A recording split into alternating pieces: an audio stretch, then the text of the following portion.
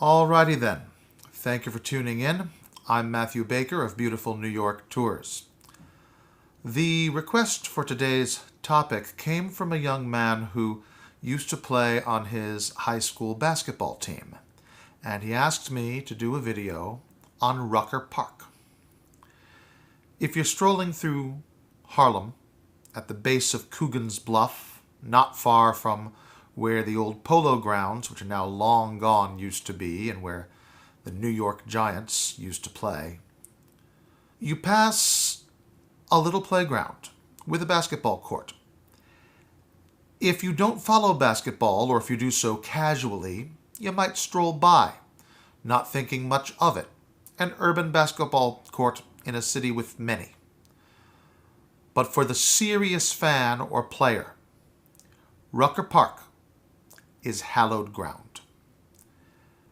This unassuming-looking urban asphalt basketball court has been the host to legends with names like Dr. J, Wilt Chamberlain, and Kareem Abdul-Jabbar. But one name that is often spoken but rarely discussed with as much depth as it deserves to be is that of Holcomb Rucker, the namesake of the park. He was a young Harlem playground director who worked for the New York City Parks Department, and he was keenly aware of his community's limited access to quality education, and so he took in hand his community and tied in that intrinsic connection between athletics and education, giving priority court time to the young players whose grades were the highest, and motivating others to do better. He revived the age-old African-American proverb, "Each one, teach one," and made it his life's work until his life was tragically cut short by cancer at the age of 38. The tournament that Holcomb Rucker founded continues to be played at the park that was named after him about a decade after his passing. Some years ago, I had the great pleasure of serving as New York City tour guide for the Duke University basketball team. We toured for 2 days, and the second day we made our pilgrimage to Rucker Park. It's something every serious basketball player does. Now, it was late morning, a little bit before lunchtime, and not a lot was going on. That's not always the scene at Rucker Park.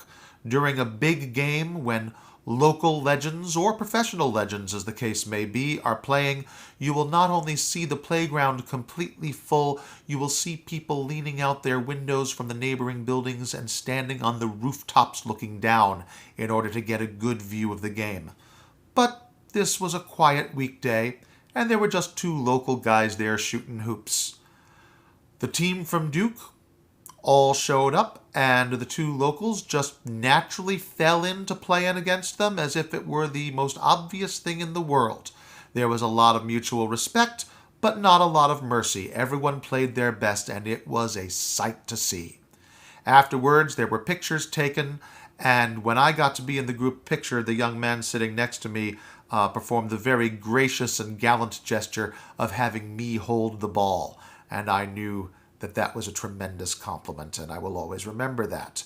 Rucker Park is one of the iconic sports venues of New York City, but you wouldn't know it to look at it. You have to already know.